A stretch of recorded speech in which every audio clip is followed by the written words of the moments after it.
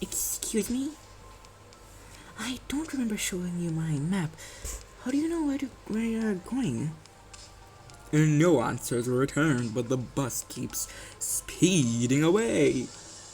Anyway, am I using intuition? Charon's intuition. What? Pinky hair. Explain why you're wearing that odd paper in Charon's face. Because you keep going in weird directions. Take a look at this map. Our destination is to the southeast of here. Charon reluctantly gives the map a cursory glance, as she couldn't continue to ignore it when it was shoved right in her face. Follow the heart. That's where the true path lies. Here! We all must follow as our hearts lead. You're just admitting that you can't read a map. You took the words right out of my mouth. Yuri and Ishi put a palm over their respective faces at the same time, almost like they were in sync. Oh, did our driver make a new friend? Pinky keeps on blabbing. I know the way. No, I mean, we're headed in the wrong direction. Look ahead. More obstacles. Dwight, vroom. No, Sharon, hold on a moment. Looky! Nice bus you got there. Why don't you give me a ride? I guess Mephi could use a helping of dessert. Get down there. Get on down. It needs to be fed just a bit more. Now, Sharon, tell me, is east or west? Sharon only knows two directions. Mephi's front and back. How did you come so far with a driver who has zero sense of direction? Sharon, like I said, the sun rises from... At the driver's seat, three heads gathered together over a map. Well, one of them might have been at a slightly different elevation from the others who all still issue. Chiquita, aren't you gonna join them too? I beg your pardon, I am no child, and most certainly not little. Watching Don Quixote shake her fist sky high at Rhodia, I notice a bitter gaze falling upon them out of the corner of my eye. I'm starting to think that Yuri might have put up with a rough childhood. Gregor cast a quick glance toward me, shook his head, and went back to watching the driver's side with his chin propped on his head. Wouldn't be on the youngest side either. Some nests used to constrict anyone old enough to hold a knife. Nests. They explained that a nest is basically the center of a district, if my memory is correct. Sounds like nests used to get into wars with one another in the past. Did that happen often? Not frequently, but it sure as hell did happen. Interested in learning about wars, Manager Bud? Oh, I'm not really curious about the details, just gathering info I should know as the manager, you know? Just as I went to speak again, a sideways glimpse of the look on Gregor's face made me pause. He had this faraway look in his eyes, as though he was staring past the driver's seat. Don't get me wrong, Manager, but I'm not calling you out or anything. Heck, it's actually a pretty stand-up attitude for a boss, I'd say. He slowly continued taking a pack of cigarettes from his pocket. Still, ignorance is bliss, if you ask me. I think you should savor it while you still can. War is the kind of knowledge that sticks to you and never lets go. Without another word, he lit his cigarette. No, you should have turned right in that intersection. It's okay, Chan. We can turn around at the next junction. The woes of a driver. Well, looks like we have more pressing matters at hand. Ain't that right, Manager Bud? Gregor chuckled, each snort sending a puff out of his smoke-filled mouth. I was so curious to learn what he'd been through, but he's right that I should focus on things for now. Because as if on cue, an urgent matter presented itself right before our eyes, or rather, right at the doorstep of our bus. Enough squabbling now. More enemies inbound. You shoved my pals into that bus, you sick bacas! Are you nuts? You pay for this? We were just gonna leave with the bus, but now I've gotta see you up play. Berg, the fuel is acting up. Charon gets woozy when many mouths are being noisy. Nothing to worry about, Charon.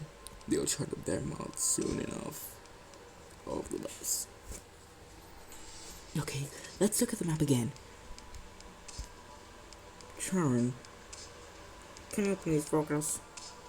A question reared its head as I stared at the trio arguing over the map once again.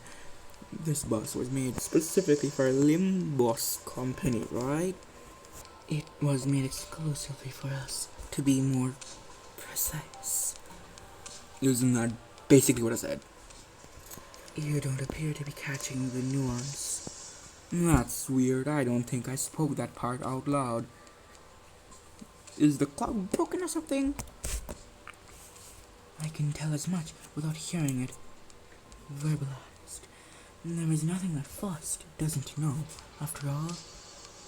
Anyway, it must have taken a long while to get it out of the oven, especially with that mouth on the side. It only took the expected amount of time. She's downright oppressive to talk to. Foster is a well-renowned genius. She knows the ins and outs of the city. Oi, if you're so smart, why don't you help those twits at the driver's side figure out the way? Can't sweep a wink with their constant bickering. Faust is no meddler. She answers questions but doesn't intervene without being asked first. Additionally, there is no greater joy from a human being than to ponder on problems in order to grasp an answer. Faust would rather not spoil the delight. He wouldn't get it. I doubt he's pondered anything. Never. Nah, I saw Heathcliff's grip on the bat tighten. However, with Gilius casting a glare his way, he clicked his tongue as he crossed his arms and forced his eyes shut. I wonder why they're always so prickly. Huh, you and me both, manager bud. You and me both. With Gregor quietly snickering, the bus resumed its ride. Bleh, Greg, you know those people? Huh? Give me a break. There's no way I know someone in this corner of the back streets. Gregor's face stiffens the moment he looks out of the window. Bugs, heads. Unlike the other enemies we'd run into, they were part insectoid. Gosh, Dante, thank goodness you got a clock for a head. I would have gagged every time I looked at you if you were a huge bug like them. Isn't that the same type of augmentation you have, River? They transplant those disgusting bug heads onto their necks on purpose. You would better stay away.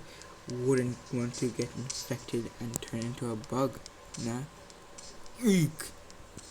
Are you serious? Just a joke. Do I just have a weird sense of humor or what?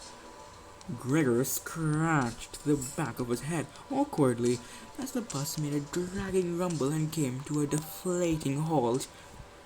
Most former G-Corp employees were given biomimetic augmentation procedures like Gregor was. You used to work for the old G-Corp, Gregor? Heard back then they were... Ishmael frowned as... Shade? Can I use that?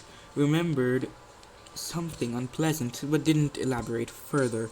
Gregor managed to smile, but his hardened features didn't relax in the slightest.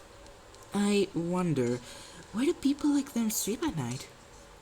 For many, the sky is the roof of their head, and the stars are their firelight. Aha! So they're the poetic sort. I don't think that's what he meant. And I see they're bent on standing in our way. Aren't they you going to get off, Gregor? Mind telling me why you're singling me out? Well, I'd rather not be the one to ramble about someone else's history. Take the lead, brother. You know the reason full well. You're one nasty fellow. Cluster of insect-headed soldiers were gathered close to the bus. But I'm not too fond of taking the head.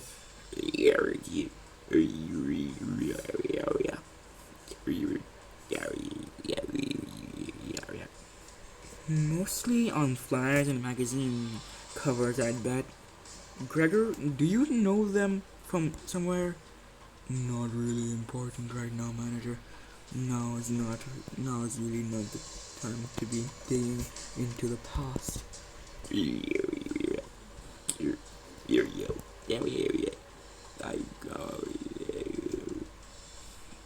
Is that so? I suppose we can't talk this out. Anyways, shouldn't they at least cover those insect parts before coming out? Where people can see them? They'd make kids cry.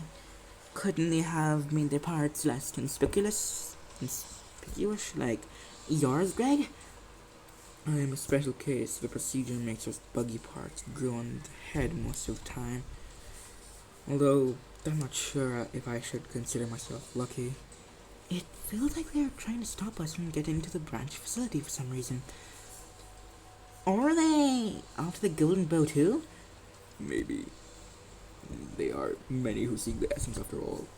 And I'm sure they all have their own wishes, isn't that so? Why are you looking at me?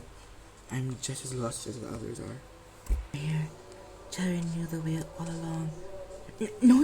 No, you didn't.